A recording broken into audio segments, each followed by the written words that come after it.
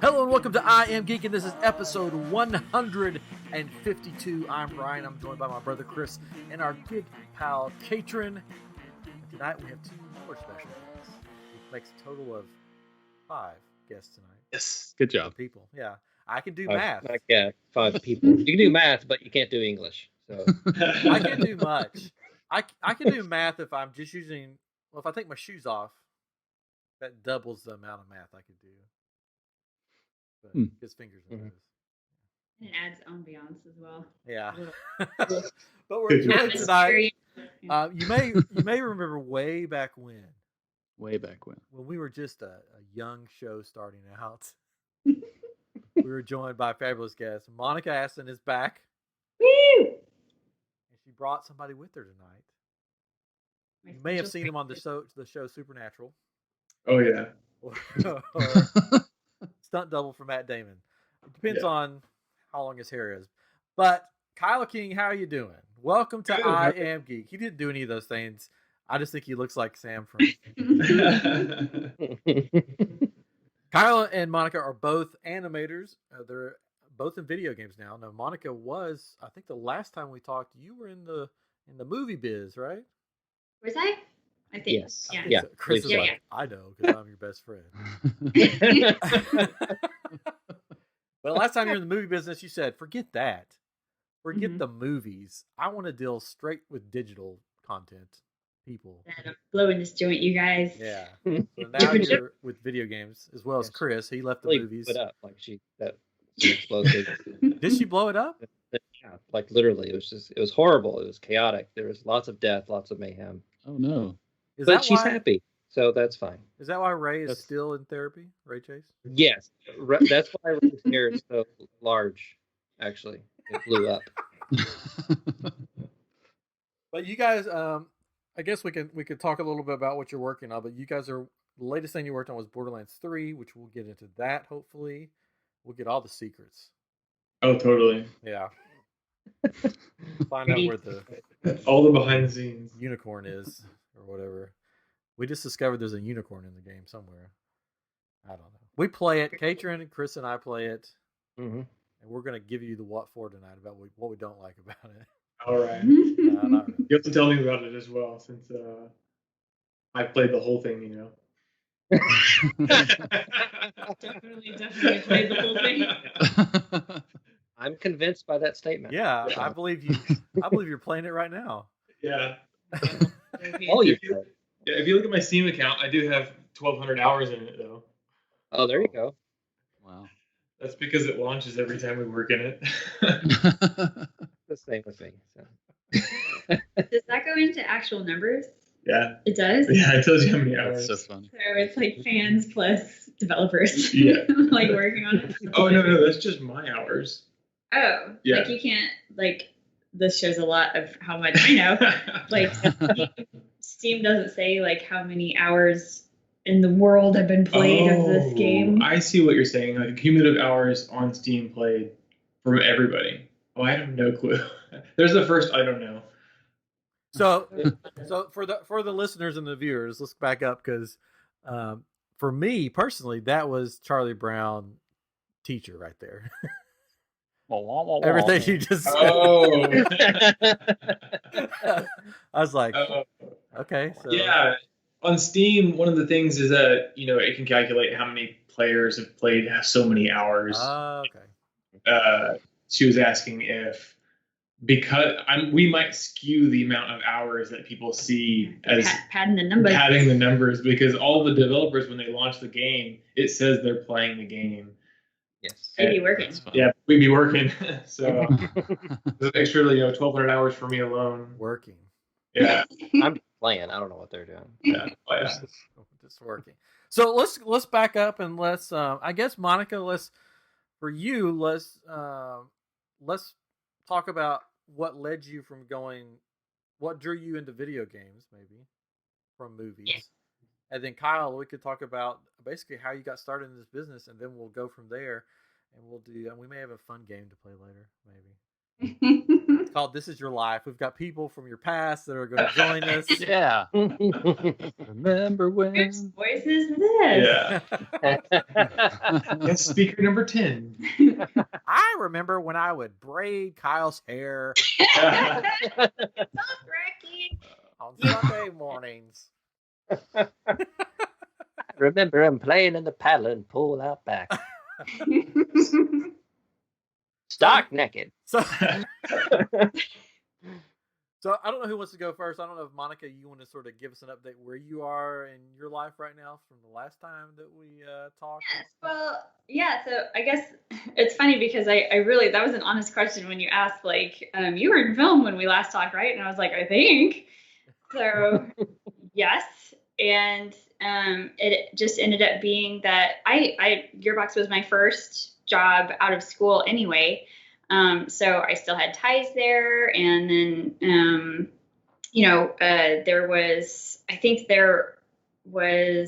it was like the crash, right? And then the circumstances led to like a bit of a layoff. And since like, I will openly admit that I was hired out of school as an artist and I am an animator, that I was not surprised to be part of that layoff. And that led me into real effects down in Dallas. And then there for, I don't know, 10, 11, 12, I don't even know how long. And then just decided to change it up and just pop back over to Gearbox because we had an old comrade over there, Kent Alfred, who he actually helped train me up when I started at Real Effects. He left to go supervise over there. I don't know, maybe like 1 or 2 years prior. I don't know how long Kent had been over there before I decided to go, but yeah. So it was just like, okay, I'll go do that now. And when I hopped over, he initially had me doing it's a totally different world, I guess. Like going from film where you're highly specialized. As an animator, you do animator things and people fix things for you so you can keep animating. And they're like, if you have I can model, they're like, it's okay, just animate. So like, and you're like thankful for that because it's like, please don't make me do anything else. But when I jumped over to Gearbox, it was much more like, you got a skill, let's use it. And so Kent very much like was like, I know what your animation is like. I know that you can draw. Let's do some storyboarding. Let's do some cinematic work and make some animatics. And so I just had my fingers in everything. And it was like, oh, creative. Like, do everything. It was very fun. That's cool. So yeah. I didn't necessarily know that I was going to be that. Like, I wasn't like, I want to go do games because I get to do all the things. I was just like, let's change the scenery. Oh man, like, yeah. So you've got to pretty much do from the beginning storyboards all the way up to like the animating and everything. So you sort of followed the process through to the game. Got to do a little bit of everything. Yeah. Cool. Yeah, it was awesome. It really was a trip. Getting back into the flow of game development because it definitely there's more sort of math involved or like mechanical, like I can't just send my animation off for someone to make pretty and light. Like I actually have to sort of cut it up and make it so that coders or whoever can make the AI work with it in the game. So that was a challenge. Getting used to that kind of a pipe where you weren't just thinking about sort of like the aesthetics of it, but the actual on the ground, how is this going to work in the computer? Like, that's how my brain makes sense of things. It's like, this is pretty, this is functional. Oh. Yeah, in that situation, she did basically like what you learn in school. When you're in school, you learn every step of, from where you take one asset from the beginning to the end, and that's what she was doing. She was talking to the writers. She would start drawing up storyboards and shots, do revisions of that, put those in the editor, create a layout, create the cameras, put the characters in, animate them, mocap them. She actually got in the motion capture suit as well, and then clean it up and then see it in game. Nice.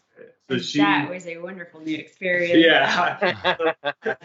In a nutshell, that's pretty much what we do at Gearbox. Is we're still really involved in every aspect of the pipeline, and it was a pretty big transition for her when she started. And it was very enjoyable because I remember like she got to just be creative in every one of those steps and watch it go all the way from beginning to end.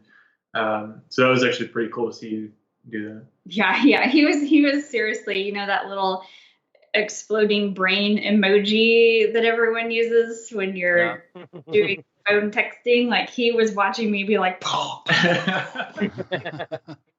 it's everything. And yeah, I would like to go back and see that from your perspective, because he's the old veteran watching me come in, be like, wow. And I just bet like if you did sort of like the flashback super speed version of it, it's just me being like, just chipmunk running around. It was pretty fun. So what mocap stuff did you do? What did you get to do?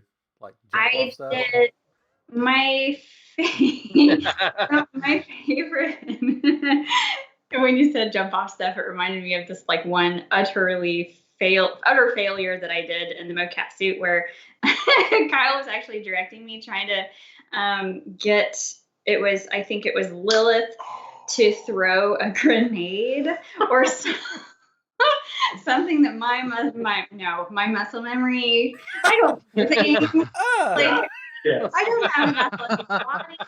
Like when I throw and I was really trying. Like I was trying to. Oh, I'm a warrior. Throw.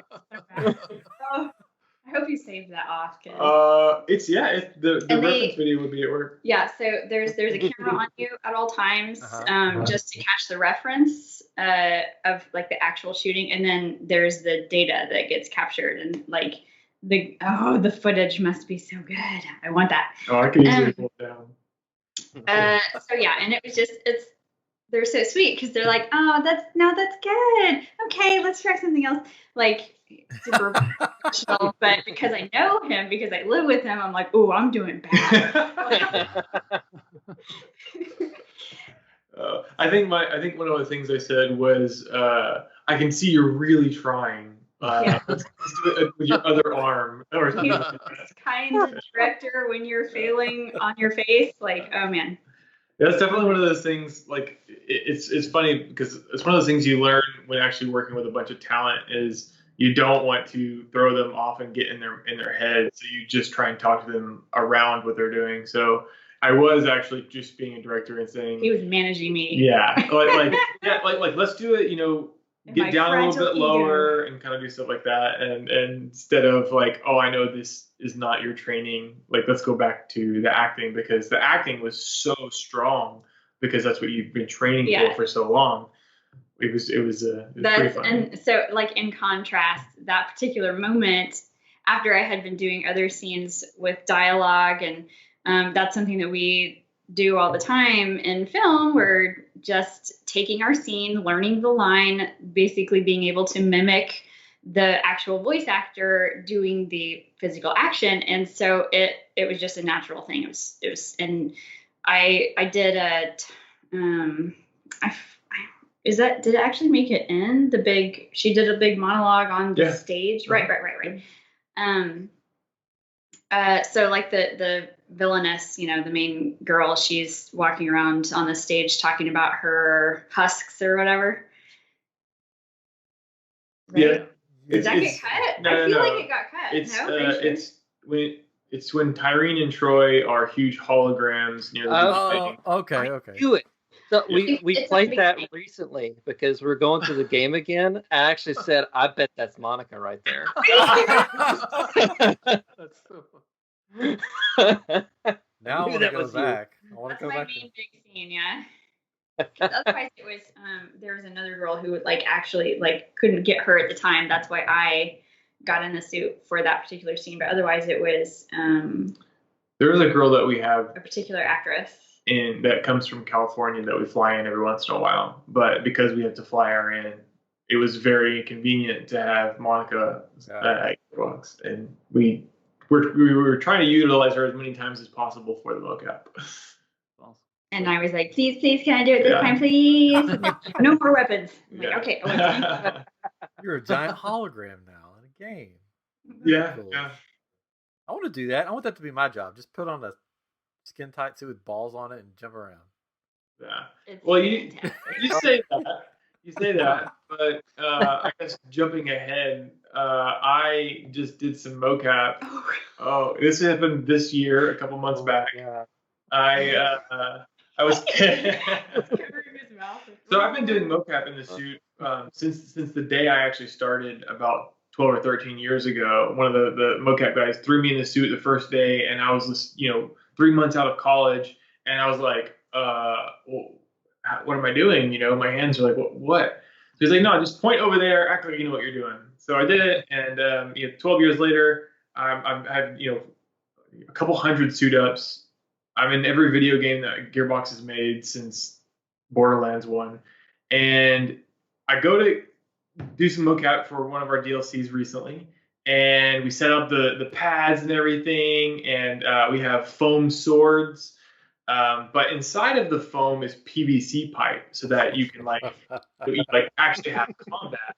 Yeah. Well, for one of our title cards that we actually will be releasing soon, I did an action, and I committed really hard to that action, so hard that I snapped the prop in half, and when the prop broke, it hit me in the mouth, and I lost the bottom 3 teeth. Oh gosh! Bottom of my mouth. And we had the reference video caught it. Yeah, and the reference video caught it, so you can see my teeth fall out of my mouth. And I spit them out. So that happened recently. I memorized that video because it was horrific, and I had to see it 500 times. And his reaction is so funny because of the way that he lands and just sits there for a second, and then just goes. It was if I could act, it's the way you want to act. But for some reason in real life, I actually was like pretty calm. That was like your Aragorn Lord of the Rings helmet kick moment where he broke his toe, and that's the one that made it into the film. If this were a film, that shot would have made it. Yeah. Good. All for the craft. I interviewed I don't remember his name now. Last year at a comic convention, one of the voice actors for Gears of War, I forget his name. I'm sure Chris knows. One of the main characters. He's been in all the Gears of War games. And he just did the voices, and they're like, "You want to do the mocap?" And he's like, "I guess."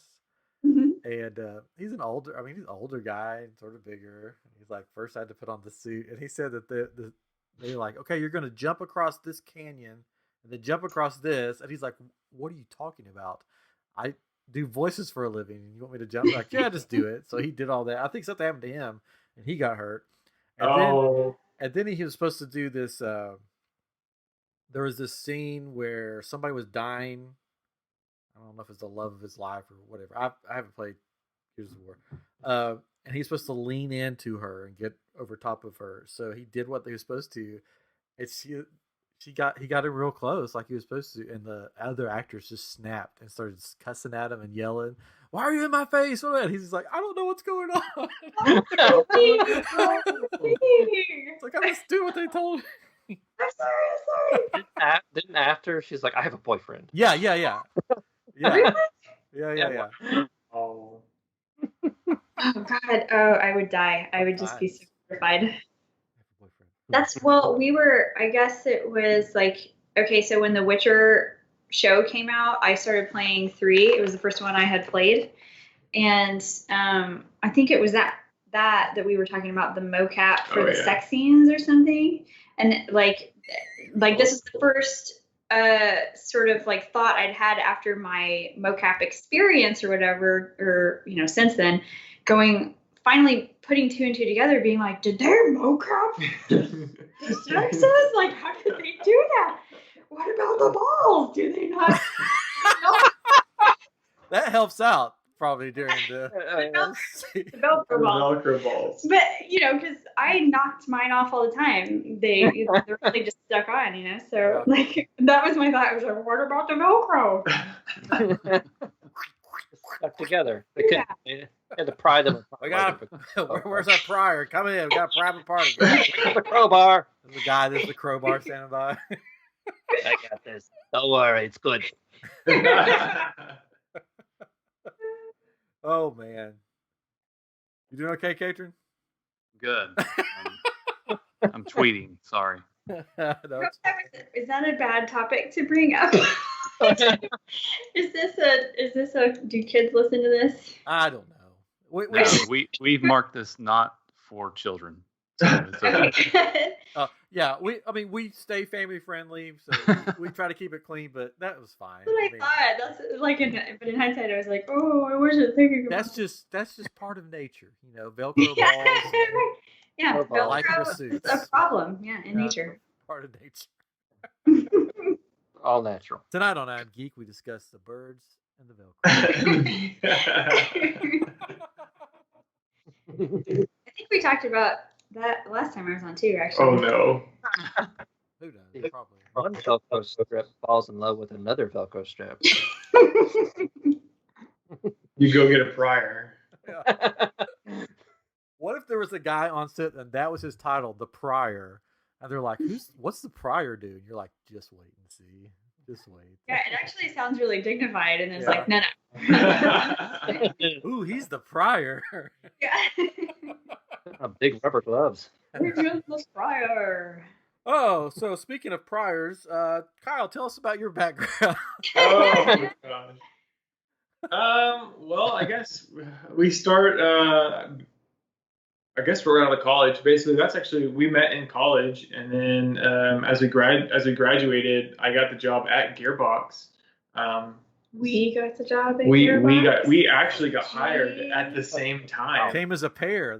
Yeah, accidentally. At the time, we weren't even dating. We didn't start dating until we started there. Right. Yeah.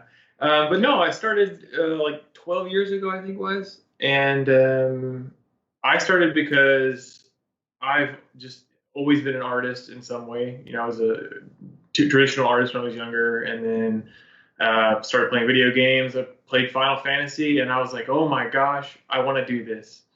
I had no reason why or like what could have made me think that was going to be my profession. But from that moment on, I was like, I want to make video games, and whatever that means. Yeah. I'm doing it. Ended up going to the Art Institute of Dallas and did a bachelor's in 3 years. It's like an accelerated degree or whatever. Mm-hmm. One of the guys from Gearbox came down to the school and was like, "Hey, we're looking for new hires. Where's your portfolio?" And we just threw some stuff together because we were trying to graduate. So that's why I became an artist, because I did not have any animation available at the time. Yeah. But I got drawings. Yeah. And then that napkin I drew on. Oh yeah. Like that. From there, like everything just kind of fell together. I put my demo reel in. I went and met the animation director at the time, and just started that January after graduating in December. And I've been working there since. Wow. I love it still. I still love animating, getting games as well, not just pure animation, but like she was saying, you get to do everything. You do at points. I've been rigging. I've been developing combat, design, animation, cinematics, implementing cinematics, directing artists, directing mocap, pretty much everything. I don't do modeling. Everything animation touches. Yeah, everything animation touches. So cool. So yeah. Well, I just lost my train of thought. Oh, so that's rare though in that industry, right? For someone to be at one place for so long. Or am I wrong? You're right. It usually the situation is that people jump around from studio to studio, and they develop different pipelines and educating themselves a lot from different studios. You can really pull from a lot. When I started at Gearbox, we've always been kind of a startup studio feel. We've for the last 10 years, we actually didn't really have much of a hierarchy in terms of you have your student, and then you have your mid-tier, high tier, your lead, your supervisor. We didn't have any of that. All we had was just developers, and then we had maybe an art director and a creative director. Outside of that, you had some smaller positions, but you could do whatever you wanted. And the idea of Gearbox is always, if you build it, like that was the tagline. If you build it, it's going to be made, basically. Yeah. And so what it did was it allowed a lot of people to stay very creative and be creating art for themselves and stimulated. Yeah, that's a really good word for it, actually. Because you stay so creative, like, let me do this, I want to do that, I want to do this. And it because of the way that the company is structured, you really still work together. You don't normally work against each other. And it actually has been pretty good. Oh, now I lost my train of thought. Oh, you said people they jump around, and so one of the things is that I have gotten to basically jump around all in one company. Yeah. And a lot of us actually do that. There's I started 3 months later. One of the other animators started with me, and he's been there for the same amount of time that I've been there. And then there's 2 other senior animators that have been there one's been there for 15 years, one's been there for 20 years. Wow. Outside of that, we only have 2 other animators. So there's 4 animators that have over 12 to 20 years of experience at one studio. And it's been very enjoyable. And we get to grow a lot. So it is a bit different than, jumping around from studio to studio. I think it's nice because we also get to, like I was saying, get to touch so many aspects that every day is a different day. Not just because you get to animate a different character, but I could be doing some production work. And even though I'm not the lead of the department, I can help structure and define how we build characters, how they influence the pipe, essentially. Yeah, influence the pipe. Mm-hmm. Yeah. That's cool. I should have done my homework, but so have you been there? I did my homework a little bit. I have a 2 and a 5-year-old, so sometimes I don't do their homework. Yeah, I do their homework. So have you been there since the first Borderlands game? Yes. That's cool. I started before the art style transition. So when I was applying for the job, they showed me Brothers in Arms and Borderlands and this new sci-fi game they're working on. Oh, I remember that. Was it PC? What was the magazine that it was all still very realistic colorings? I think it was like PC Gamer. Yeah. Yeah. They use that as as the sort of like jump off, like, this is the game that we're making. Man, I haven't thought about that image in years. Yeah, because it didn't used to look as graphic art stylized. Comic booky. Yeah, like cell shaded sort of, like maybe, I don't know. Comic book. They don't like Comic book. They wanted the concept art style, basically. Yeah. Something like that. Mm-hmm. That's one of the reasons that I like the game is the art style that's used in it. I just love it. I think it's just so cool looking. It's different from anything else. I love the cosplay that comes out of these characters that you see. Like the people like draw the lines all over their face and everything, and all their like clothes and all. It looks so cool. So that's not how it started, though. Is that what you're saying? No. That is actually, and the studio is very open about how they talk about it, because it stems from what I was just saying. If you build it, the kind of style, like if somebody is excited to do something, they don't have to just super passionate. They don't have to like go pitch it to somebody. They can just start doing it, especially if they have the extra time or if they want to do it after hours. I'm sure they actually even just be like, hey, I want some extra time. I have a really cool idea. I want to do it. Well, it's like, you had they had the freedom to pitch it. Like it wasn't as though like it's like, why are you talking to you? It was just like, I want this. Yeah. Yeah. So they a couple I was artists. way too low level at the time to actually know how it went down. I was like, oh, we're changing? Okay. We were in the we had just switched from consoles after shipping Brothers in Arms, and we wanted to mess with some of the ways that we were going to render some content, and so artists got together and were influenced by some other artwork in the world, and took that concept style, applied it in Unreal for the first time, and built an entire art set and a little level basically, and just kind of like started ground roots showing people, and everyone got so excited. They were like, we already have all of these assets. Really, we just have to retexture them, relight the game, and then it kind of built from there. Like we started doing extra post-processing and all that kind of stuff, and then the art style just flourished and flew, and it really it just captured everybody in the studio, and everybody had that same love for what was going on, and it became what is now a huge industry influence, which has been really cool. I was just looking at an animation today from somebody who posted online. I just forgot the name. It's like Battle something or Fire game looks awesome. Very influenced by it. You can tell if you look at it, you're like, wow, that looks just like Borderlands, but in like a Street Fighter style. So it's really cool to see. And be a part of that actually. So at Gearbox, everything happens there. So somebody's writing the whole story. Yep. How does that work for a video game? So you have like a script, and then you have a side script, and then you have how does that work? Because especially in Borderlands, because you have the main story, but then you have like 15 billion side quests you can go on. How does that all come together?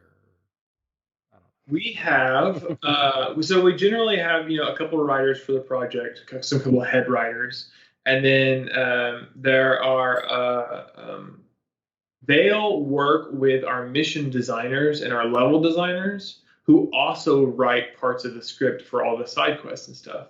So they all communicate with the lead writers from the original pitch throughout the entire process of the game, because it's always changing. If we have to, cut a certain level, we have to rewrite something in the middle of the game. So we have to rewrite some of the side missions, some of the main missions. But we have that general outline at the very beginning, and then because we have to know who the boss is at the end and all that kind of stuff. Mm-hmm. But there are a lot of people in the studio that write quests and stories for the entire project. Oh, that's cool. Yeah, that's one thing. Oh, go ahead. Sorry. Oh, sorry. I was gonna say just one last thing.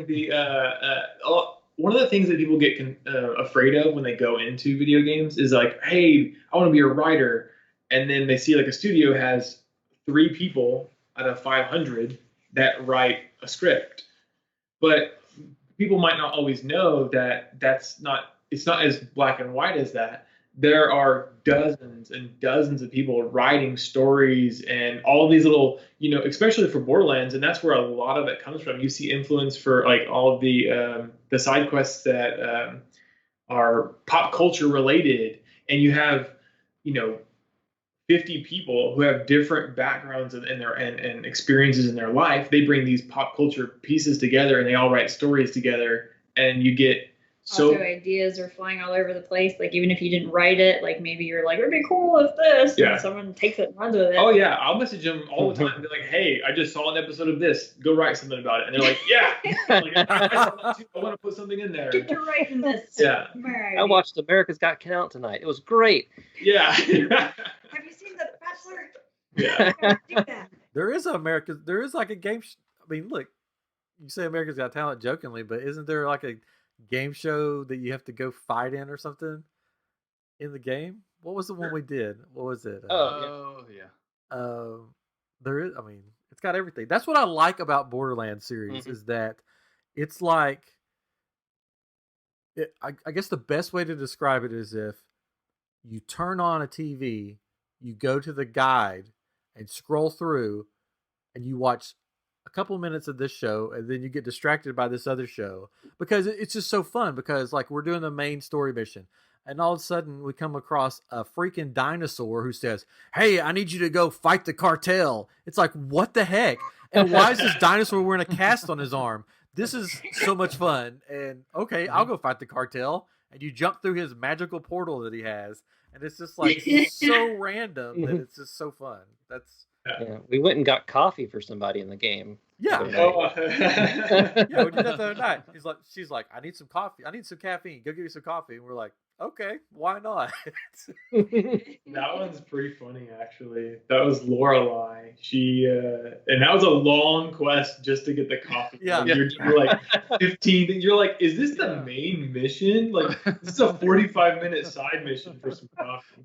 Like, yeah, I need to get the coffee. Oh, well, we don't have any cups here. Gotta go get a cup. Get a cup. There's definitely some inside jokes in that from being in the office, like when we don't have coffee or when someone has to get coffee. Like, so a lot of that stuff is influenced by our day-to-day stuff. So what's the most Very cool. random mission or side quest that there is in the game that you think? What's the most random one? Oh man, I think for me, I wouldn't just say for Borderlands 3. I kind of go back to Torg, and it's not necessarily random. I wouldn't be able to give you a random one, but the one that I think is very enjoyable is the Torg one, Torg's Grandma, where you go in Borderlands 2. It's in one of the DLCs. You go and talk to her, and it's like 3 hours of dialogue. You can sit there and like continue to talk to her and talk to her and talk to her. And the guys at work like continue to write line after line after line to do this, and it's a little bit of a cult classic within the game that people very much enjoy, and that I've gotten a lot of kick out of just watching a lot of that. That's funny. We have a 3-hour shot for you to animate. The beauty of video games is like you're not animating that. Yeah, I know. It's like an anime style, like shot. It's like I'm gonna stand here and my mouth's gonna move. Limited animation. Yeah. Just like, this mouth shape works for everything. Yeah. I think that's what separates the Borderlands franchise from really anything else. Because most games that I play personally, I'll play the story and then I'm like, okay, I'm done. Like, time to move on to something else. But with Borderlands, I've finished the story a couple of times and I'm like, I want to go get coffee for somebody. I want to just go. There's just tons of stuff to do. Yeah. It's just it's so much fun. And it's one of the games that, because you have DLCs that are going to be coming out, and it's one of the few games that I might have to buy the DLC because I just want to see what craziness is going to happen next. Yeah. So if you can give us any codes for the DLC, we'd appreciate it. No, I get one code to give out, and that's it. No, I'm just kidding. One of the things I enjoy the most is the language. Even though I don't talk like they talk in the game, Yeah. it's so funny to me because it's so extreme. Like, especially when we're playing this one, it's the Super Slaughter 3000, right? You've got this big arena. Yeah, when are you and you're talking fighting about all these that? people. Well, we had it on the wrong mode, I think, at first, but Yeah. it censors him from saying, the F word over and over again. He's like, and I can't say, he gets so mad about it, and it's just so funny. But then other times they just say it's so extreme, Yeah. and then they'll say it other times, but it's just so extreme that it just makes it funny to me. Maybe not to everybody. Yeah, the first time we played that section, I had what's the mode called? Mayhem mode on. I didn't know it was on. And we're sitting there like, why in the world can't we beat this? What is happening? Oh my gosh. Then I'm like, what's this Yeah. thing that's turned on? Mayhem mode? I'm like, oh. Yeah. Let me turn that off. Mhm. But yeah, it's just Right. Brian's notorious for not realizing stuff is on his PlayStation that needs to be turned off. I think you have to turn that on first. You can't. You do. just- Oh, I'm it's probably just- sure I just turned it on. Well, not thinking. Yeah. we had just finished the game, the regular story, and it said you have Mayhem mode available now. So we're like, great, and I think we may have turned it on. Oh, I'm sure just I to, Sure I did. but what Chris is referring to is a very funny Gosh. story. So, This is the section of the we- show where we- we embarrass Ryan. well, it's your turn because you always try to embarrass us. But anyways, No. we play PlayStation, PS4 all the time, and we can never invite Ryan to our games. And he doesn't see our invitations, and we send them, and he doesn't. So we always joke, it's like, oh, he's going to invite us now. We've got to go to his, all this stuff, and so we said something about it one time. He's like, let me look it up, and he said, oh, it looks like I've just got to reformat. I don't want to do that. I watched the video, and the guy said that for a certain version of the system, which is the version that I had, said there's a glitch, and you're going to have to reformat it to get to where you can have people invite you to stuff. And I'm like, I'm not doing that. I recall asking him, did you check your privacy settings? I was like, yeah. This guy says I've got to reformat it. So last night or whatever it was, he watched this video of this 7-year-old tell him how to fix his privacy settings. He's like, well, let me check this out. I mean, maybe that's what it is. I don't know. So he looks, turns it on. It's like, oh, I had this turned off. And then we laughed so hard. I mean, maybe I just didn't want people messaging. For a 7-year-old. He wouldn't have had that's what I told him. He wouldn't have had like a juice box and some crackers after. So you're gonna click here. That was the voice. It was so fun, but because he was so sure that he had everything set correctly, and it was so funny. I'm a 42-year-old man. I don't. But I told him I'm sure he said it that way because a long time ago when he first started playing, he's like, I don't want all these people messaging me and trying to invite me to their games and playing with random people. I gave him the benefit of the doubt. All of Chris's friends would message me all the time saying, hey, we want you to be our friend. We don't want to be Chris's friend anymore. Be my friend. Wow. And I said, I can't take this anymore. And I just shut it down. Monica, leave me alone. What are you playing? All the time. You probably actually saved yourself some hassle because in Borderlands, one of the things that people were doing, I don't know how much you played online for Borderlands 2, but people would just jump into your game, spam a bunch of weapons, or do a cheat code, and it would make your entire game basically a cheat file. So now you have like unlimited ammo or, like the craziest. So you probably saved yourself a little bit of headaches. That's why I had it turned off. See? Yeah, sure. That's it. Oh, man. Actually, now I've been thinking about like, why would this be turned off? And so I think I know why it was turned off. When my last job that I have, and I say that because now I'm a stay-at-home dad, so I can say my last job. Long ago, when we lived in Florida, the other people in the office played, and I had to deal with them all day long, and I didn't want to deal with them while I was playing at nighttime, so I just shut it down so they couldn't. They could, because they would be like, message me like, "Oh, I see you're playing video games." I'm like, so what? Leave me alone. So I just turned it off. Oh, I see that you're playing video games now instead of doing something else. Well, yes, because it's my personal time. So that's why. See, it all works out. Well, we could still see what you were doing. Yeah. Just turned it off so nobody could like message you or invite you. That's and we always had to do what Ryan wanted to do. I didn't know it was off. We get on the PlayStation. We're like, what are we going to play tonight? And he's already clicking on something. Well, I guess we're playing this. I was in control. Anyways, enough about me. Get back to cool Monica and Kyle. We're going to talk about my troubles with the game consoles. I live with an IT guy. Let's just say that. I remember how earlier I was saying, like in film, like you just kind of like people fix things for you so that you can keep doing what you're doing. That's my life at home. Also, like if I'm trying to play a video game, I'm like, what did you do to the thing? And it was me. So do you guys have a favorite weapon in the game? Or at least in the Borderlands 3, maybe? The ones, the... If you can't talk about it, I understand. I don't know. Well, okay, so there's this one that I was like, oh! But he was just working on it. I don't know if it's actually in the game. If it's not in the game, don't talk about it. Okay. I don't know what it... Oh, it's just whispering.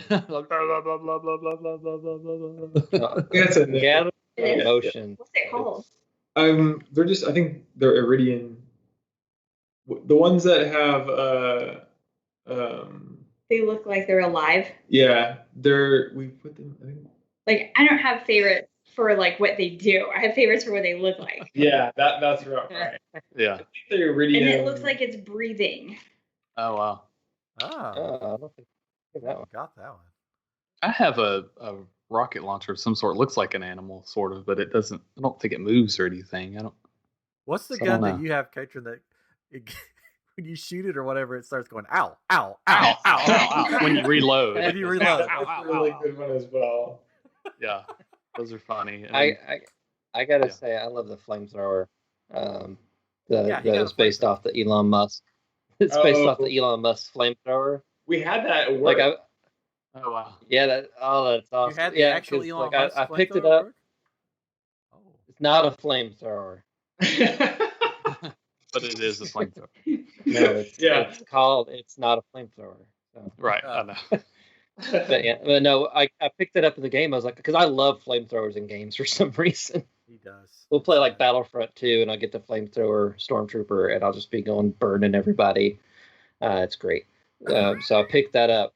I was like, oh, this is great. This is awesome because we have a Tesla. My wife's big into Elon Musk. I looked it up because I wonder if they have any other flamethrowers. Like, oh, they based it off of Elon Musk. It's not a flamethrower. That's awesome. So yeah, so he likes to use that. I like them. I like the burn things. I can understand. I should have told you when we had it up at the office. I can't believe I didn't even think about that after seeing all of your Tesla stuff. Oh, I wasn't like running around with it on my own, but I did get to handle it. And yeah, it's like I want to borrow this for a little while. I think for me, there are so many guns, obviously. Yes. One that I think that I really got attached to early on that I thought was funny was the hamburger one. Have you played with the hamburger gun? No. It shoots hamburgers. What? Yeah. If you can Google it. You can Google it. Yeah. It's a rocket launcher that shoots hamburgers. That's awesome. We probably passed over it because it wasn't. So yeah, so how Powerful. how does that work in the game? Like, are there certain places where you can get certain guns, or is it just like it's random and it just pops up? I'm not going to speak on how I know how the system works because Okay. I don't necessarily know as much about the gun systems. But the little that I do know is you can get certain guns off of specific people. Okay. And then it's just random based on that. So you kind of got to grind through that. Yeah. But that's the bare minimum of what I know about the gun system. Well, here's an article. Yeah, the Gettelberger. Here's an article on how to find it. So I'll share this with you, Ryan, and we'll have to go find the Gettelberger. Oh, yes. Yeah. So that's based off of one of our employees. His name is Ben Edelman. That's awesome. Yeah. I forget the name of the gun that I use. It's like the only gun I use now. But what is it called? Shoot. It's an assault rifle, assault and rifle. It has two modes where you shoot. You can shoot this ball out, and it shoots for you. It's got a gun that floats around your head. It's got this long name, like the something system, and it's super powerful. It like wrecks everything. Yeah. Everything else I've Has tried a won't. really work. high. Yeah, this one just I forget, but it's got a mode where a gun will float around your head and shoot with you. I don't know. That's what's so awesome about like the game. There are just so many guns in it. And the systems that when we were first developing it and they were doing all of the like test maps that we have internally, and they have all these crazy guns that like shoot other guns and then they run around or whatever. We were like, there's no way we're gonna be able to ship this. Like you guys are prototyping things and we ended up shipping with so much stuff that I would have never thought we could have been able to do. So again, all of that is built off of the same idea as well. Do whatever you think is fun. And we play our own games, and that is just one of the fun things about being able to do that is you get to make the guns you want to play with. You can make all the guns you want. Yeah. Awesome. There's a gun that can shoot out guns too. That Yes. you get. Yeah, we have that gun. Yep. Yeah. Oh, you do? Okay, good. Yeah. We have the One gun of, that shoots guns. Have you seen any of the rare reloads? I'm not sure what. So there are rare. So basically, it's like a 1% chance that if you're shooting a specific gun, he'll like throw the gun away and be like, "What the heck?" And then another gun will appear or something like that. Oh, yeah. Oh no! He'll do magic tricks where he's like, whoosh, and then the gun's That's gone. awesome. Oh, I But think there's I all- had a gun like that where it disappeared and then like another one just appeared That's once it was done. That's So awesome. there's just some fun things like that it's really cool because the gaming community, not like Call of Duty and these other companies, a lot of their animators will do fun things with their guns. I know Call of Duty does some gimmicky reloads and stuff like that. So we'll kind of like riff off of them, and they'll riff off of us, and like do fun things that are calling out like the cool work that they've done. there is a unicorn gun, right? There's some kind of unicorn gun thing. Oh, that I know. Oh, you don't know. I I saw wouldn't know. something with the unicorn. I don't know. So you have any favorite characters? Is there a character that you just love in the game? I am going to be well, for player characters for me, I'm going to be I love Flack because I did all the creatures, all the pets. So I got to work on all the pets, and I played him the most. So every time I pick up the game, I can't even get myself to play another player because all I want to do is watch my pet that I animated run around and do the things awesome. I made him do. So, and it sounds so cliche because that's like all I wanted to do it, but it just gives me so much joy to see him running around doing that. Yeah. That it's just all I play. But I guess other characters. That's Katrin's character. That's good. Yeah. He plays that. Yeah, character. we're always going up and petting his pet. Yeah. It says touch pet. Yeah, Yeah. touch pet, so we touch the pet. I mean, what are you gonna do? Sometimes it gives you ammo if you touch the pet right. Yeah, touch him in that special spot. It'll drop Yeah. things. Mhm. Yes. The little ape. What is he? With the gun. Ape with the gun. Yeah. He like wags his butt at you. He lifts his butt. Is that the ape that you did all the different variations for? Mm-hmm. Why can't I think of the name of that? Because his production name is Ape, but otherwise it's it's not. I can't even remember the actual ship name. What is it? What's the name of the pet for that? It's not Ape. Oh, yeah, I don't You guys play the game? remember. I don't know names. We don't know names. Uh, I just Yeah. thought that one guy was called I used Beastmaster this- or something. the spider the mostly, I guess. But so I don't use the. I just started using the other one because I maxed out one specialty, so moved over to another one, and I which play- has the ape. So yeah. I play as the siren character. Oh, the Jabber. Oh, you play. Jabber. You play the Siren. Yeah, you can have all the arms and everything and do ground pounds and all kinds of stuff. I love that. That one I think was my second choice because in development I was just spamming. Basically, we can cheat in development, and I can just test all of the skills, and I would just like jump up in the air and just start smashing stuff over and over and over again. Oh yeah. Can you guess my character of choice? What was that? So can you guess my character that I play with? There's only 2 more left. Or I'd say the operative. uh, Oh, actually, it's a. I don't know. Is that PC. not the production name? I don't know. They have code names for everything. he's the other lady. I'm the mech. The mech. Oh, you're Moe's. Yeah, Mose. Yeah. I love the mech because you can just get in that big suit and kill everything. Oh, that one was a hard one to develop for as well because you can just spawn that thing anywhere in the game. Oh yeah, I bet. Yeah. So having to debug that was a giant. Oh, Zane. Yeah, I say Zane. Yeah. I have a Zane. I've not done much with it, but I think it's funny that with the mech another character can jump into the suit with him and Like help jump on fire, top, jump on or top. with Yeah. her, I guess, and fire with. That's pretty. And now I can, once I get out of the suit, it stays with me for a minute. Yeah. And it'll like walk around with you. Yeah. So it's That's pretty funny. Yeah, so that's fine. That's what I like. But trying to think of the guy with the The guy in the tidy whities. He's hilarious. Do the title card. Why can't I remember names of anything? I worked on his title card. Yep, that guy. You got the tidy whities in the cave. Underwear guy. I'll put underwear guy. You're in the mocap for that one too. Oh, I totally Vaughn? Vaughn. Yeah, he's funny. Yeah. Oh, you did the title card for that whole thing. I remember that. Yeah. From the concept to. So I did a lot of product. drawings of Tiny Whitey's. I remember you looking up Tiny Whitey images when she was drawing. Oh gosh. Yeah, because there's. I mean, I know girl tidy whities, but like, there's like teams in different places in boy underwear, so I had to look it up. Did you come home with like 6 different pairs of tidy whities and tell Kyle, like, I need you to go try these on for me? Yeah, and then I need you to hang upside down because I'm drawing this upside down. I do some life drawing studies. Yeah, that did not happen. We can't talk about that. Yeah.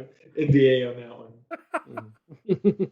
Well, that's cool. So I'm excited about the DLCs. I know you can't talk about them. I'm excited for them to come out. Is there a date when they're coming out yet? Or I don't even know. There's DLCs out now. Oh, is it out now? Okay. There are 2 out now. There's about to be one. I'll speak for you. Yeah, dude, that's pretty cool. Because there was an update recently that says it's making way for this. Not really it's free DLC, I guess. For where the cartel is now, it'll be whatever this. Yeah, new my thing is. cartel went away. My dinosaur is just walking around now with no cartel to fight. Aww. Yeah. How did he break his arm? Is what I want to know. How did the dinosaur get a cast on his arm? I don't know. They're too short, so it's. There surely is a story behind that. Overdid it, I guess. I don't Gotta know. find the new, Yeah. birth of that idea. The takedown one is the next one. I think that one is the one that just launched. Okay. Well, we did Takedown. Is that with the little animals that you're shooting at? And this one is the Guardian one. Yeah, we just did that. We tried. We failed. But we the were one that's underpowered. impossible that we didn't know what to do. Well, you're level 50 and we're level 40, mid 40s. Yeah. So these enemies were level 50 or above, and there was just no way. I mean, So the difference of like 5 levels is like insane. I was doing okay. I mean, you guys were just watching me play most of it. I unloaded like everything on like one thing and it still didn't die. It was Like funny. all 4 guns, everything gone. I'm like, now I'm running. It was so funny because when they would die in that map, there's like a canyon that you could like fall into. So when they would die, I would be like, "You guys just need me to fall in the canyon so we can start over." And they're like, "Yeah, just fall in the canyon." Yeah, they said they just patched it from player feedback, so maybe it's a tiny bit easier. Oh, I'll have to try it again. well, I think we played it after the patch. Don't say that. But again, the biggest problem is we're not Yeah, high level enough. So whatever. I have unlimited. That's good. I ammo mean, now. I'm glad that it's still hard for you guys too, because we do get into a lot of cases where, and it's very well known that again, there's a billion guns, so it can be very hard to balance the game. Yeah. In which the game is sometimes not balanced because of the craziness of it. So the fact that you are still having a hard time is really good news, because I'm sure you can continue to grind a little bit or find more areas to explore to actually get more levels. But Well, it may not be that it's hard. It may just be us. We just don't know what we're doing. Chris is one of those, when you see him on screen, he's spinning around in a circle, just shooting up in the air. He's not that bad. No, I don't like to let No, people he's not watch me play. So. You I run do around in that. circles? I do when we've been playing was it Call of Duty with the zombies? World War II. With the zombie, there's like one area that if you can gather a bunch of zombies, you can run around in a big circle pointing inward, and they just keep turning around trying to hurt them, and then just shoot around them. That game's hard. That is hard. That game, that zombie game. There's like no ending to it. But anyways, Well, we won't pry too much more about Borderlands 3 because we know you want to keep your job. So, but if you do have the video of Monica in the mocap suit running around, and you want to post that on our Facebook group, group, that would be hilarious. I think that would be hysterical. That would be a good Watch the least cool grenade throw you've ever seen. I should have kept that in the game. It's like. I'm gonna post a video of you losing your teeth as a cautionary tale. Yes. As well. That one's on Facebook. I know. I saw that one. Oh, you know what? I think I saw that one.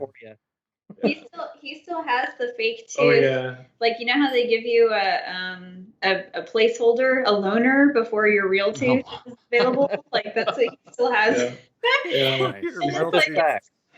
Slightly like out of, like it's a little bit too long compared to the rest.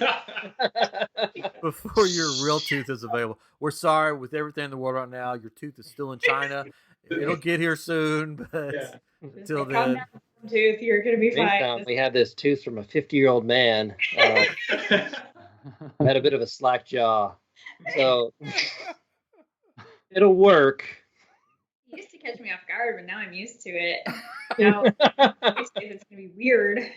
Man, the day that it happened, I immediately had a lisp already because I had broke the 2 in half, like just literally just snapped in half, and I went downstairs and I was like, "Hey, I can still mocap," and they're like, "No, like we'll give up for the day," and I was like, "Fine." So I go downstairs and I start talking to the other animators, and I just immediately have a lisp, and I'm like. You can see his tongue poking through his teeth where they used to. Just like it, Oh, I'm fine. It's okay. It's okay. Yeah. Exactly. Let's go again. Yeah. I got the blood running down his face. I'm good. Apparently, your bottom teeth are pretty important to the process. Apparently, yeah. You knew. Well, you guys want to play a little game? Play a game? Yeah. Sure. Have some fun. Yes. So, on our Facebook group, I Am Group, which if you're not a part of, I don't know. You're missing out, I guess. I don't know. All the cool people are part of it. Yeah. Hey, all the cool people are there. I posted a picture of all these different video games, and I couldn't read them off for the people listening. And basically, it was pick 3. You pick your 3 favorite. I feel like I'm going to sneeze. I don't know. Oh man. And so you pick your favorite 3, and you're not supposed to give explanation on the picture, but man. But we're going to give explanation. Probably. You good?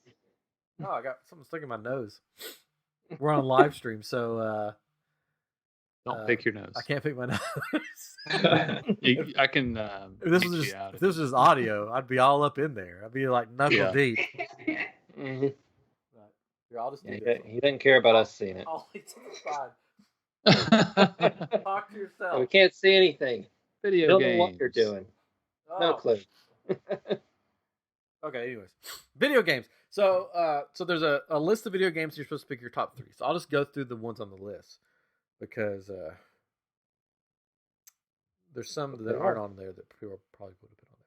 We got Super Mario, Sonic the Hedgehog, F-Zero, Ratchet and Clank, Final Fantasy, Street Fighter, Crash Bandicoot, Kingdom Hearts, Zelda, Mega Man, Golden Sun, Jak and Daxter, Resident Evil, Mortal Kombat, Spyro, Fallout. There's so many. Kirby, Animal Crossing, Donkey Kong, Sly Cooper. Who's gonna pick that? Silent Hill, Gears of War, Metal Gear Solid, Monster Hunter, Pokemon, Pikmin, Advance War, God of War, Uncharted, Devil May Cry, Doom, Grand Theft Auto, Metroid, Fire Emblem, Xenoblade Chronicles, Persona, Halo, Castlevania, BioShock, and Dark Souls. Again, that picture is on our Facebook group, or you could probably find it online anywhere. But go to our Facebook group. So we're going to pick our top 3. So it's not really a game. We're just telling our top 3. I'm going to judge you.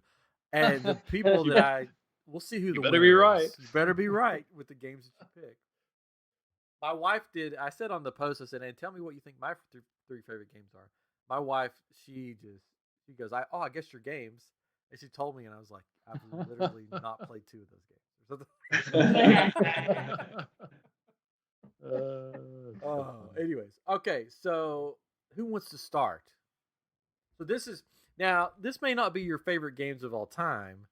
This is just taken from the list. So, of course, we all know that the Borderlands series is all of our favorite games of all time. For sure. For sure. Oh, yes. Yeah. Yeah. If it was on here, I think I would pick it. If it was on here, yeah, I'd pick it. Yeah. But they knew that everybody would pick Borderlands. Yeah. So they said, Mhm. hey, let's give All- everybody else a fighting chance. Yeah. Leave that They off. picked Borderlands all 3 times. They Yeah. wouldn't pick anything else. They would So, pick yeah. That's right. Anyways, okay, so anyone can just jump in, or I could go first to start us off. I don't care. Sure. I'll go first. All right. Who can guess? If you listen to our show, you wouldn't even have to name these. Castlevania is my favorite game series of all time. I'll just go ahead and I love the Castlevania. I love the side-scrolling Castlevanias. When they decided to go, hey, let's go 3D or whatever, those games weren't any good. But I'm old, so side-scrolling games is probably my favorite game, which would lead me to my other one would be Metroid. I love the Metroid games, so Castlevania and Metroid. I don't think I've played a Metroid game that I haven't liked. Even the 3D ones were good, like they had on GameCube, Metroid Mhm. Prime. Mhm. So I've always loved those, and then Uncharted would be my third one. Oh. Oh wow, I wasn't expecting that. Yeah, see, Mhm. Uncharted 2 is probably one of my top favorite games of all time because it's just the cinematic, the story, everything is just beautifully done. It's just sort of all there, comedy, the action. It's like you're playing a Hollywood video game. Yeah. Like you're like a Hollywood movie, but you're playing the video game. It was one of the first ones where I felt that way. Yeah. What would you have picked, Monica? You said not that. What did you think I was going to pick? I just was expecting more like old school, like Because I'm old. Yeah, I get it. I'm old. You picked too old school. And... Yeah, I thought it You've was played a newer game? I like Atari and Frogger. Yeah. My Pong's Paper not on Pong. here. Paperboy. Paperboy. That would be Monica's. Yeah. Okay. Right. The little arcade places that are around here. There's like the two that I know of. You can't find it anymore. They had the Paperboy with the bicycle handles, and I don't know where. I don't know. I guess they decided it wasn't worthy. Oh. Especially since they saw me playing it, they're like, "Oh, get it out of here!" Like, Those kind of games were really cool in the arcade. You know, you think about Star Wars and Paperboy and things that had the steering wheels that looked like what you were flying or driving. It was like, that was so cool, you know, and kind of what the Wii was trying to do with, you know, movement, but it or really kind of like virtual reality in a way, you know, because you're making it move. That was cutting edge, I guess, but very cool. Graphics were horrible, but the controls and everything was Interaction. The interaction I guess was great. Pole Position was probably the one of the first, though. It had the steering wheel with the gear shifter, right? Yeah. Outrun. Anyways. So many arcade games. Which is sort of sad that that's not really a thing anymore. So there was one arcade game, sorry, real quick, that I played a long time ago that it was one of the first VR type things, and this was in the 90s or 80s, or probably the 90s. But it was it was like a shootout game. So you're like a cowboy in your shootout, but it was like this video projection of this person that you had to shoot. And it was high tech, but it didn't do well. It probably had a lot of glitches. I don't know, but it was hard. I wish I knew what the name of it was. It'd make the story a little bit better, but It was a good story for its time. I mean, it was really high tech. Hogan's Alley. No. There was one similar. I played one back in the day where it was before you just sit. Nowadays you sit that big thing on top of your head and you like spin it around at the arcade. But there was one that you did put around your head. You put around a buckle around you, and you stepped into it, and it was the first VR like lightsaber like sword game. Ooh. And it cost $10, and it was back in $9.90. Wow. It was $10 per play, and it wasn't like a laser tag place. It was just a arcade game, and I remember it to this day. And I've always loved VR, and so I bought the Vive like the first day that you were able to buy it, because I've been waiting to enjoy that experience again from like 1990. I don't know the name of the game either, but $10 for one game. it was 10. Yeah, I wasn't driving. Wow. Man, if we had done that like when we were kids, if we would have went to our parents and be like, "Hey, we need $10 to play this video game," they would have laughed at our face. Oh yeah, I only played it once, and then There's my whole life savings. I got to play it one the time. rest of my life I wanted that experience. My allowance was $5, so I had to play Rolling. sparingly. They would drop me off at the mall, and I would play all the video games that I could for $5 just about. It was terrible. It's all the VR stuff, you know, with this is sort of off the subject, but you know, the what's the place called, Chris, that we went? Void? The Void. Yes, Oh, the Void. That's really taken off, and now with the way the world is, I don't even know if they'll do it anymore. I know. What's the Void? Oh, The Void you is haven't heard of something that we need to do sometime whenever we can actually do stuff like this again. It's basically it's a VR room. Like you. Oh yeah, okay. So There's one here? Yeah, there's one in Plano. No. You can be Yes. Star Wars. You can be in Star Wars and be on Be storm, Star Wars. in a stormtrooper costume. You pick up a blaster rifle. Like you pick it up in the game. You don't start with it. Yeah. You pick it up along the way, and it's like you're in the game. There's droids. Oh, There's It's that. amazing. There's you can be an Avenger. You get like an Iron Man suit. Yeah. Oh my gosh. You go into like Avenger training. Is it like the laser shoot 'ems games? Oh my gosh. What Laser First tag. person.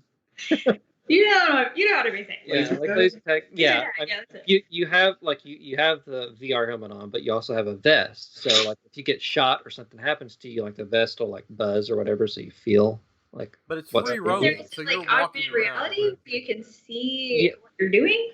Yeah, so I mean it's all virtual reality. It's in a room, and they built the room out to look like the area that you're in. So if there's like an R2D2 unit that's You like can reach beside out you, and touch you it. reach out and touch it. It's there.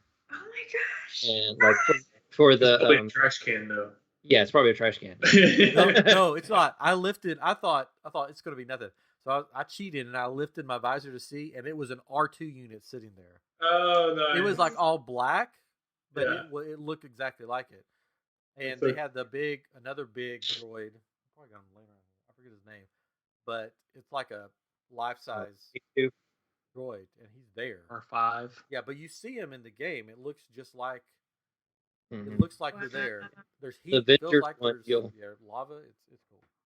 And the Avengers one, you'll go into Doctor Strange's Sanctum Sanctorium, and you have to walk down these winding stairs, and like the railing's actually there with like the little display pieces on the railing that you can grab and walk around and It's move amazing. around. And then there's a Jumanji one too, which is fun. So you can be the Rock, and Yeah. you can be Jack Black. I never wanted to be. Yeah, I it's- just can't believe that's even here, and I didn't know it. Oh, Yeah. I feel cheated, and it was before the COVIDs, so Yeah, you so now do it. Dang, I don't know what they're gonna do. I don't know if they'll open back right? up or not. Like, Yeah. but yeah, right. So they haven't folded yet. They're like one day. It's in a movie theater, which is sort of interesting. The AMC or Cinemark Cinemark, I think. or Cinemark It in looks Plano. like the Titanic on the outside, doesn't it? Looks like Yeah. yeah. Doesn't it? The movie theater. I think it does, Sure, if I yeah. remember correctly. Yeah, why not? But yeah, there's one there. There's one in Disney World. I think there's one in Vegas, one in New York, I think. The Void. Yeah, you should look it up. Look it up. Did you do the other ones in other locations, or just the one here? Or I've- just the one I've done the one at Disney World at Disney Springs. It was the Star Wars one they had there, so it's the exact same thing. Okay. But it's the closest that you could get to being in Star Wars without being in an actual movie. so cool. Yeah. I want to do it. Yeah. I'm sad, but excited, but I'm sad. I wanna do it. I guess we need to pick our games. Yeah, we're done with that. I picked mine. Yeah, we got off on A little bit of a tangent. Sorry, it's my fault. I guess I can go if you want. I had a hard time. We do. Yeah, I had a hard time picking because like they have all these games on here, and it seems like it's more the exact game and not really the franchise necessarily. We'll say franchise. Yeah, so there's like oh, I like this version of this, but they got this one listed, so I don't know if I want to pick that one. I tend to get veer more towards fighting games myself. I love games like that. So of course I'm picking Mortal Kombat on there. That's always a fun one. Not the superior fighting game? No. Not Street Fighter? Well, actually, I'm going to pick Street Fighter as well. Oh, okay. So you pick a Are you doing this in like the bottom up to the top or the top down to the bottom? Oh, no particular order, really. Sorry. I mean, between those two, Mortal Kombat, I like over Street Fighter. Because Street Fighter, you do have to be actually a little smarter, I guess. That's why I like it more.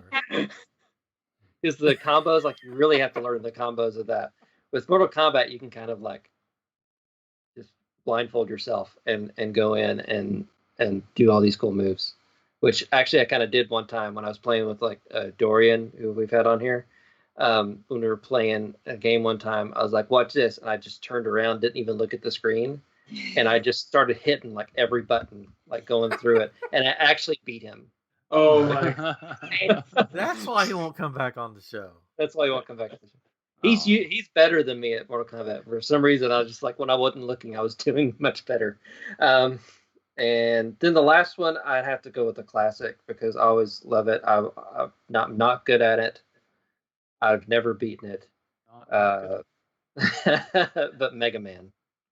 It's a good one. It's just I love this. I love the whole plot line, the style of all their games and everything, and the classic Mega Man is just fun. It's the hardest game you'll ever play. It's the Borderlands of the 80s. It's the Borderlands of the 80s. That's what they all say. That's what they all say. You know what we should do? We should create this new game. It'll be like Mega Man. But with cursing. Yeah. And a guy in his underwear. Think about it. Well, there's a guy in his underwear in Borderlands, and you could say the same thing for Mega Man because they all wear their underwear on the outside of their pants. Is what it looks like. Superhero. You get multiple different weapons in Mega Man. You get multiple different weapons in Borderlands. It's the same game.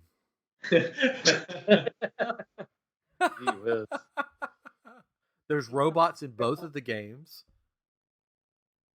Well, can't make this stuff up. All right. Well, I'm going to go now. When I saw this list, I had a difficult time at first because I'm like, what is Super Mario? Why am I just picking one of these things? You know, it's like what? And what I realized then Super it was Mario. I realized it was the franchises, right? So I wised up, you know. I was, okay, that's good. So I picked Super Mario as one of mine. I do enjoy all of the Mario games, the ones I've played, anyways. But a lot of these I may have played one of the games, you know, like Mega Man, maybe one of those games, and Metroid, the first one. That's it. But so I had a hard time, but I ended up picking Halo as one of mine. I've only actually still really only played two Halo games, but I wanted to pick something that was more like what I play now, and they do have a good storyline, and it's fun to play those. And then Mortal Kombat is my other one that I picked, and that was one of the first ones I picked actually, and I was like, oh, just the first one? I guess so. But all of them are great, and I remember playing it recently, the arcade version at the comic book convention that we went to, and it was they had this retro games area set up, and they had, I guess it was the original Mortal Kombat or it was Mortal Kombat 3, I don't remember, but this kid was playing it. I say kid, he was probably high school or college, but I felt bad because I came up and I beat him like few times, and I was like, I'm sorry, I'm gonna let you play. You like toss your towel at him afterward and be like, hey kid, he tried. And it wasn't even like I was that good. It was just he was just that bad. He probably didn't play it that much, or I grew up playing that game, that one in Street Fighter, but should have like signed his shirt or something. It was just funny. I was like, I'm sorry. And the kid was playing with someone else. He walked up and slid a quarter in. It's like, I'm next. Put your quarter up on the thing. Yeah, that's and those are the days. But, I had a similar experience in my childhood of being that kid. And it wasn't a game. I was at a museum and I was trying to answer questions about facts of the dinosaurs or something. I don't know. And I was getting them all wrong. And it was one of those like touch screens when touch screens were new. So I was like, whoa. And this kid came up and like hit all the right answers and turned to me and was like, I can't even remember what the kid said because I was so blown away that she got all the answers right. But there was a snark that she was like, meh, meh, meh, and like walked away. And I was like, oh, I'm so stupid. So yeah, you crushed that kid. I did. I'm sure I did. He laughed. And... He laughed. Yeah, 20 years later, she still remembers it. So you made a mark. Make no mistake. Oh man. You now went to tonight. I gotta go find that guy. So sorry. I'm sorry. I can go next. I think I'll go from like bottom up, like you were saying. For me, I think Resident Evil would probably be my number 3 out of the 3. It was one of the first scary games that like I'd ever played, and I actually didn't even get to play it first. We went over to a friend's house. He was the only one with like a PlayStation. I think it was PlayStation, and there was like 4 of us huddled around the TV with all the lights out on the second floor of this house, and it was like midnight, and we were probably like, I don't know, maybe less 10 years old or however old I was, and you see someone creeping around the corner, and everybody in the room got scared, so scared that we jumped, and the weights fell off of his weight machine because we in his room and just slammed on the ground. Oh my gosh! Yeah, so that was like we were all scared and everything. So that was my Resident Evil experience. I think my second one would be Metal Gear.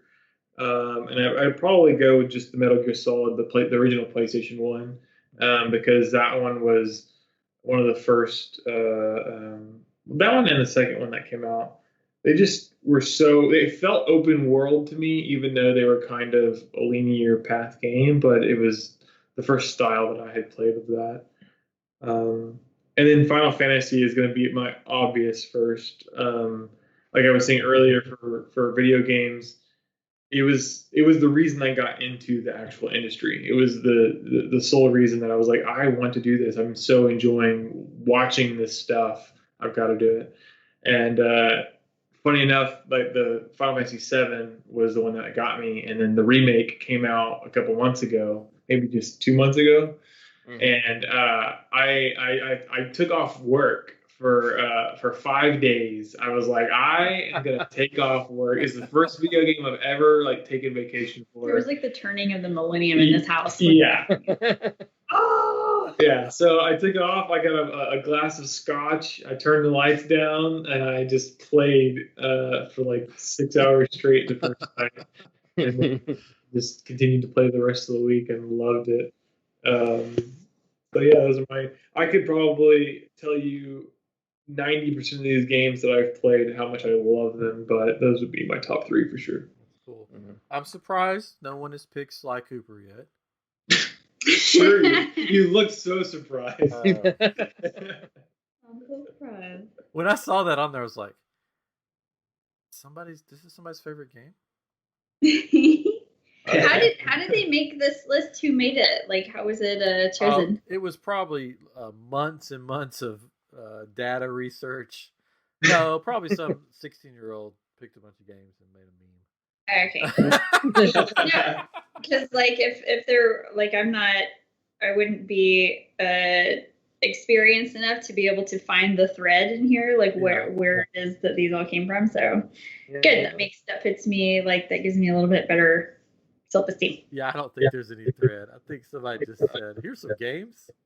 Cool. Yeah. I don't even know what Golden Sun is. Oh, well, I was hoping that was Golden Sun. I was hoping that was Golden Axe because I might have picked it if it was Golden Axe. It's the sequel to Golden Genesis. Axe. Golden Oh, Sun. At the end of Golden Axe, you realize that the thing that you're required to get is on the sun, and it's to be continued. So you have to take your Golden Axe to the sun. no. That's Golden Sun. Yeah, that's Why? It's either that or it's the sequel You're to so convincing. Golden Tee, which is a golf game, if you remember. Golden Tee, Golden Sun, all the courses are on the sun, and you're playing golf on the sun. This is not possible. This is much closer. It sounds like a better game than probably what it is. I don't So know I what it is. Well, Kyle googled the art, and as you were describing it, like it sounds wonderful. Like paired together with the visuals, I'm like, somebody should make that game. Oh, this game. I'll play golf on the sun. I've seen You Golden would Sun. die. It's like a It's like a Final Fantasy. yeah, like a Final Fantasy. Okay. It looks like it. I'm looking at it right now. Yeah. It was on Nintendo, so Jared would know probably. Our friend Jared. Jared. Yeah. Probably one of his favorite games. It's an Probably. RPG. Yeah, so there's some weird ones on here, but anyways, I'm ready, Monica, to hear the Great. ultimate games of Monica.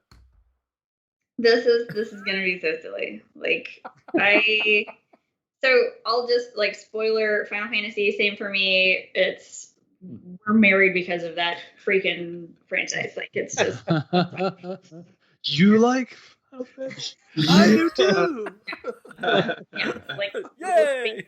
us in college, him with Nice. shirts that were too small, me with my worse hair than I have now, like geeking out and being like, PlayStation people. It was just, yeah. Nice. I don't know where the rest of these rank. There's so many that I want to pick because of nostalgia and personal feels. Like Crash, me and my best friend would play like, Donkey Kong and Crash. And obviously, I just can't. So I'll just stick with like the ones that I guess make the most sense. I can't. Metal Gear for sure. Like definitely Metal Gear. We're married. Like we're gonna be. And honestly, I want to pick Zelda, but it's only because of Breath of the Wild. Oh. Yeah. Because and that feels like wrong.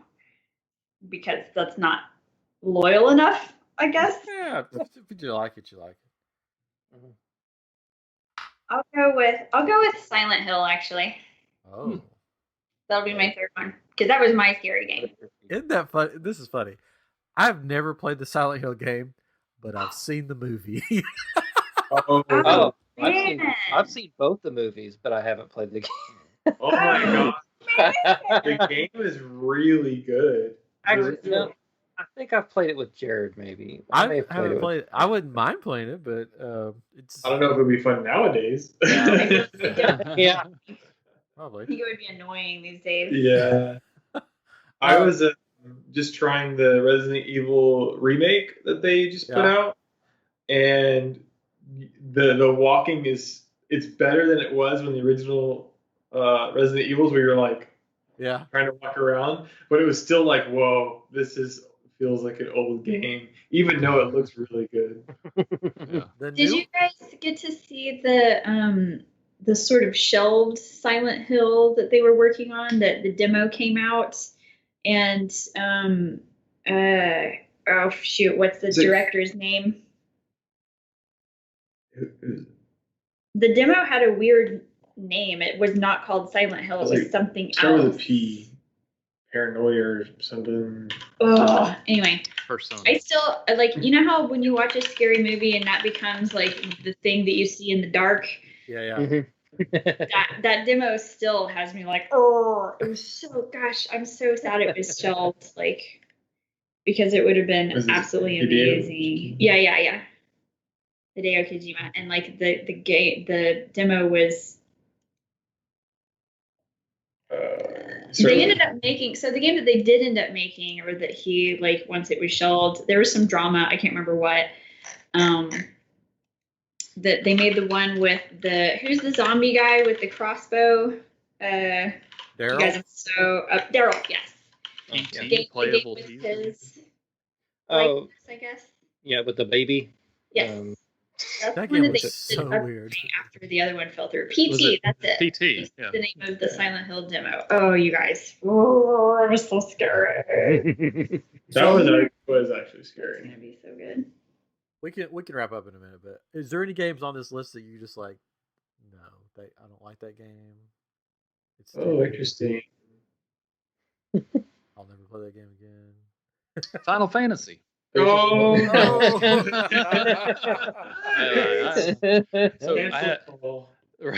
I've played. Well, I may have played the original, or one of the original ones. But I remember playing on PlayStation 1, Final Fantasy game. I rented it when you can rent games, right? Yeah. That one and a game called Drive. And I remember sitting in my dorm room playing one of the Final Fantasy games, and I played it for hours. And is when you had to have those memory cards, and I didn't have any space, or I didn't save it or something, and I died. And I was like, well, I guess I'm done with that game. I was like, I don't know what to do now. So I played Drive, and it was more my style. Oh, well. Cheated by the hardware. It was fun though. I liked it. I almost actually picked F-Zero just because it's just a fun driving game. Like it's so fast paced and nuts. Yeah. So I'll tell you the game on here that I'm like, if I could get rid of a game on here, Sly Cooper. I'll tell you what. No, actually, Sly Cooper's not that bad. I've played it, and I've never played this game, but the reason that I would get rid of this game is because of Facebook. Because I am tired of every time I get on Facebook, people asking, "How much for your turnips?" Oh my god, Animal Crossing. I'm like, what are you talking about? I don't know.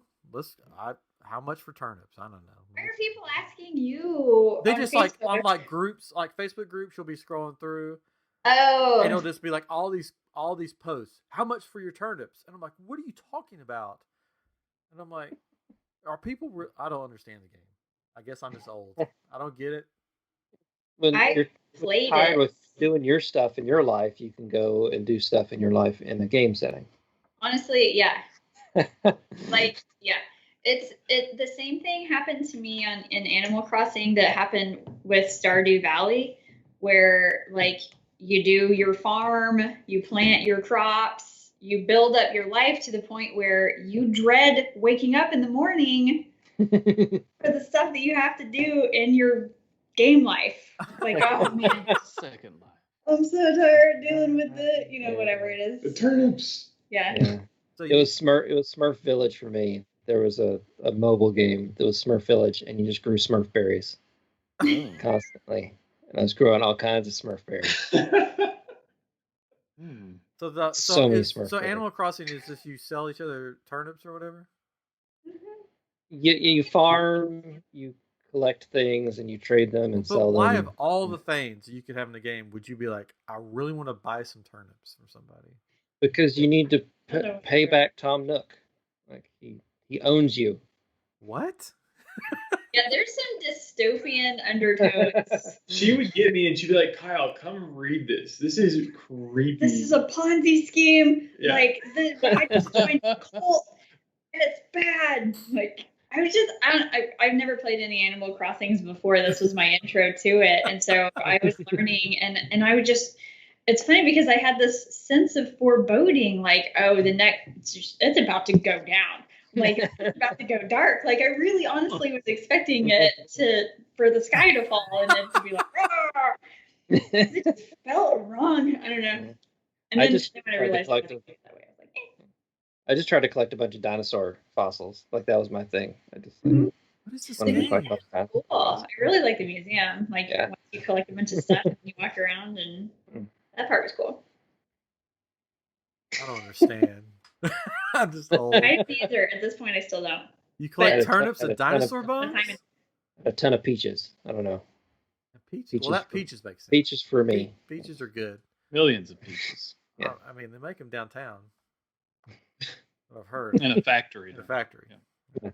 I gave my little girl mermaid starfish shirts. You can create your own whatever. And I painted a bikini top that was starfish, and then I was constantly looking out for green pants that would be like mermaid bottoms. That was what drove me, honestly, was like trying to complete my mermaid outfit. Like I was only progressing in the game so that I could get the next part of my outfit, which I didn't. I petered out like after I got my. I was like, this is fine. This works. Yeah. Just please, for everything, please never make turnip buying part of Borderlands. You have the power. Oh man, now I've got to go into that. Well, you just put the juju into the air. So you need a turnip gun. Yeah, I'm just gonna go to my mission designer and be like, "There's this guy who hates turnips." So it could be like a quest, right? Like getting the coffee. I need you to go get these turnips. I gotta have turnips for my video game. Use Ryan's name for it. Yeah, I'll be the guy. Make me the turnip guy. Just like the name of the NPC is Ryan. Yeah.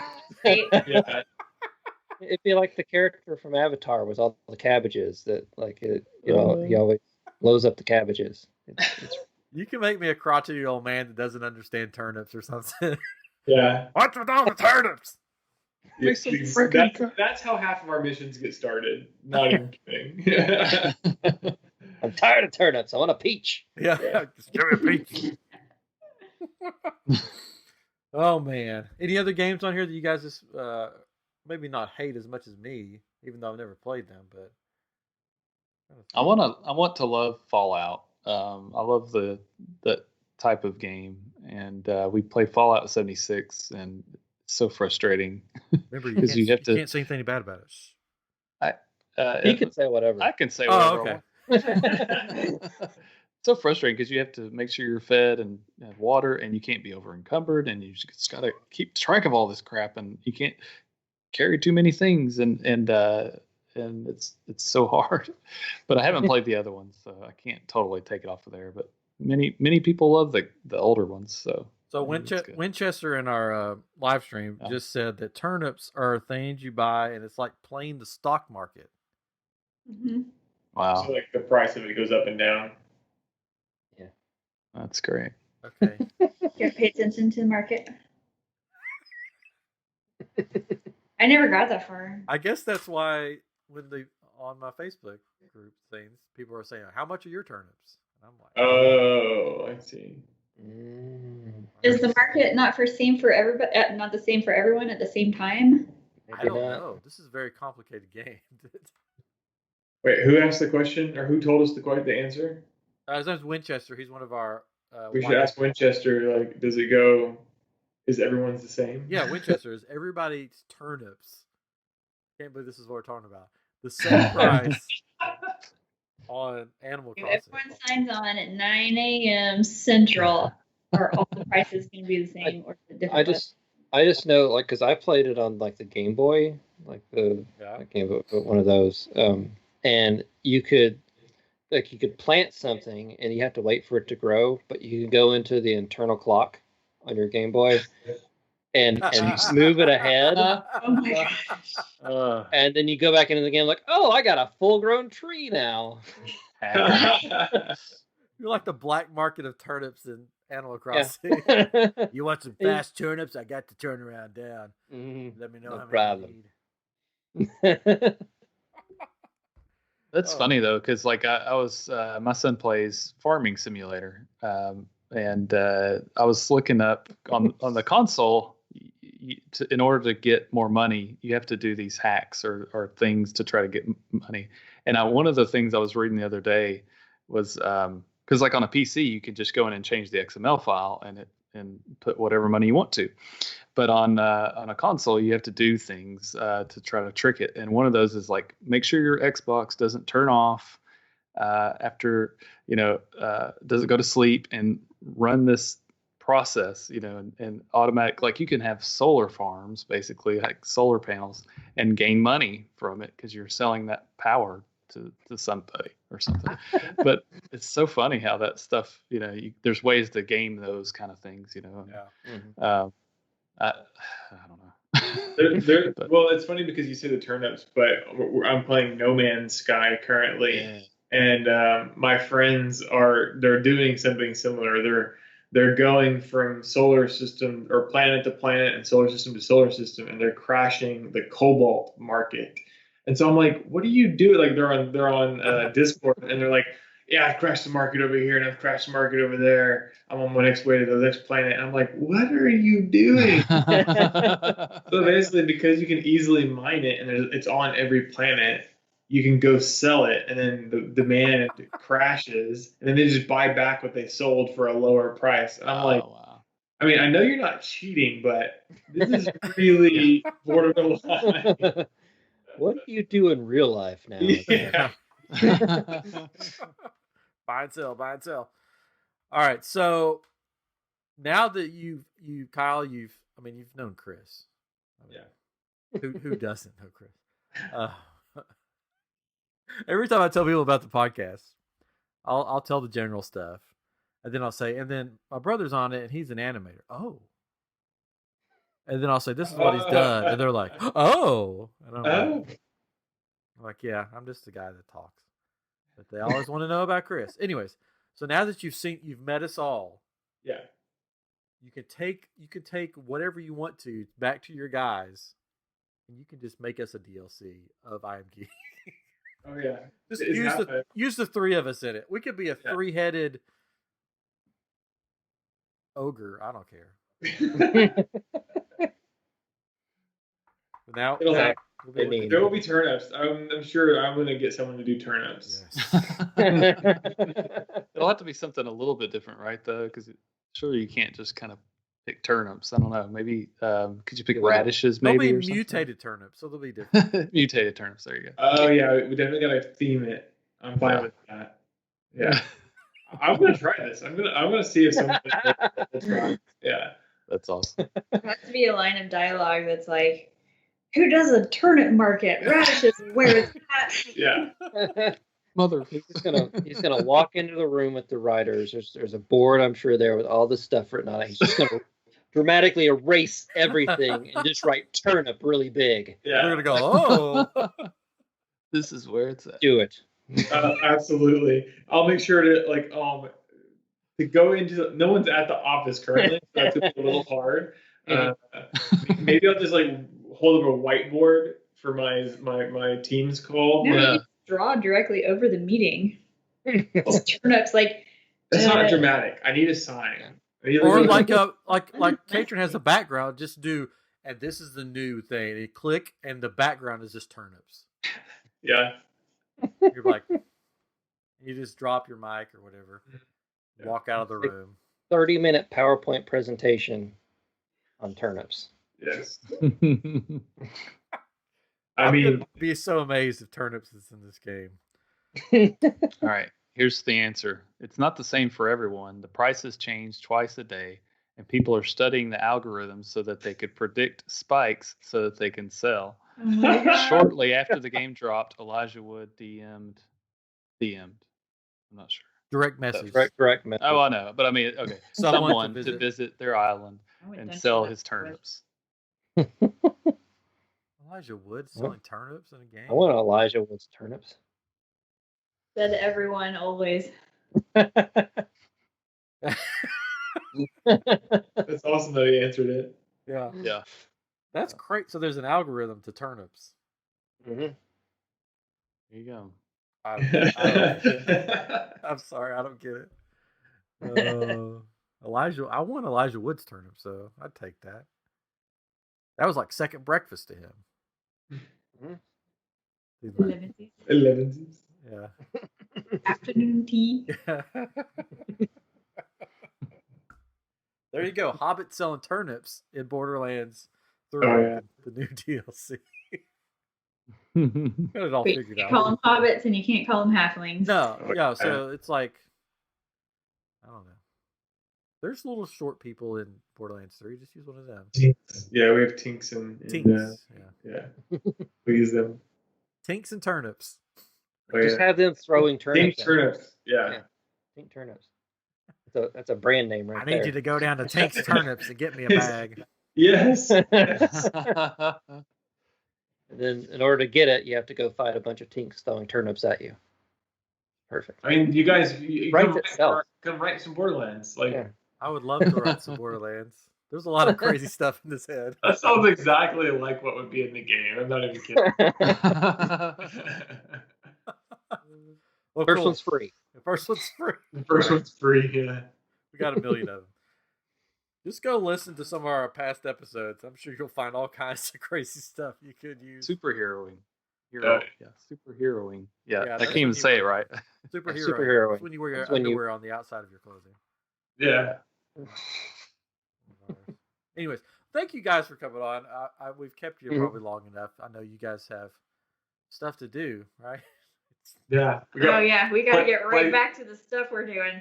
Yeah. Yeah. 12:15. 12:15. Sleep. Mhm. I want to apologize that I didn't get to make it to your Christmas party. Yeah, well. Now there will never be another one. so Yeah. that was the last one. Because He I didn't messaged me show like, up. I got an invite to Monica's Christmas party. Yeah. Yeah. I was like, is this a We're mistake? joking. I really do bug him all the time. Would have been funny if I just showed up. I didn't even tell Chris. And he'd just be like, what are you doing here? I'm like, Monica invited me to the Christmas party. Duh. I drove 5 hours. Now I'm here. Yeah, 5 hours. Well, gotta go. I got 5 hours to drive back. Walk to the door.